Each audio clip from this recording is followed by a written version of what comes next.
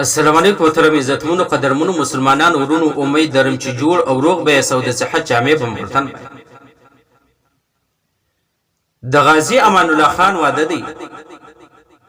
امیر حبیب الله خان افلار دی چې دا غازی امان الله خان ته واده کوي نو د افلار د سوچ او فکر کړی دی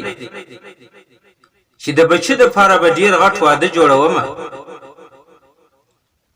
او په دغه واده کې به سفیران شرکت کوي په دغه واده کې به بچهان شرکت کوي په دا کې به قاضیان شرکت کوي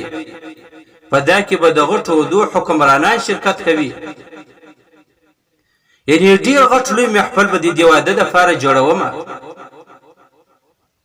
د دې ځای واده به په داسې درنه طریقه سره کوم نو کله چې واده را ژوندي سولو نو غازی امان الله خان خپل پلار ته وویل چې بابا جان یو مشوره درکوم که چیرې زما مشوره مني نه هغه ورڅ مشوره راکړي نو دو زما د واده په حق له یو مشوره درکوم هغه دغه مشوره چې صرف خپل عزت را خوندې کو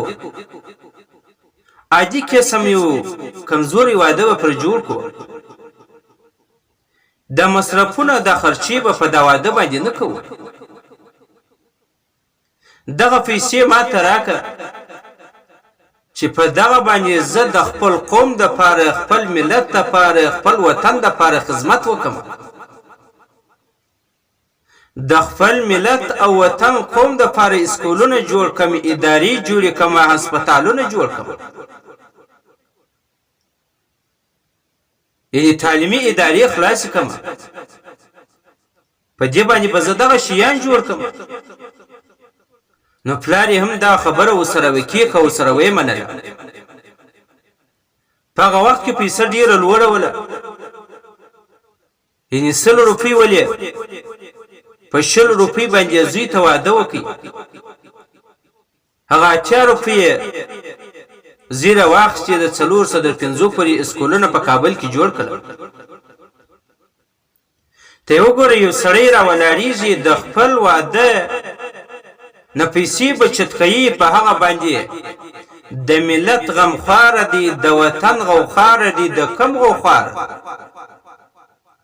یعنی خپل قوم ته ترقی ورکول غواړي د خپل قوم کامیابی مقصد دا سنه لکه زموږ ته کالجونه یونیورسيټي اسکولونه چې جوړي ادارې مې دي هغه مخ پر خرابي باندې رواني دي کله چې ماشټر راشي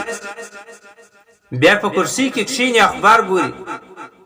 یو نفر ملیټر کړي هغه خپل ملیټري کوي د ناسي اخبار ګوري یا په ټلیفون باندې اخته دی ټیم پرس بیا ولاړ سره ځکه بچا خو په خپل خیر او شر باندې نه پوهیږي هغه په دې باندې خوشاله دي چې دا څومره بهترین استاد دی چې هیڅ هم نه راته وایي کله څه ویلي کله نه ویلي بس همیشه ژوند په چوټۍ کې باندې تیریږي یعنی زموږ د علاقې زموږ د قوم د ماشومان د مخ د تبعی سره روان مخ د کامیابی سره نه دی روان موږ جوړي ادارې او جوړ اسکولونه کالجونه یونیورسيټي خرابول غواړو مخ په نسکورې دو باندې روان هر سړی په خپل سترګو باندې وي او غازی امان الله خان ته بیا وګوره چې د خپل واده نه بچت باسي په هغه باندې خپل قوم ته ترقی ورکوي خپل ملت ته ترقی ورکول غواړي خپل وطن ته ترقی ورکول غواړي د واده په پیسو سره دغه خپل ملت د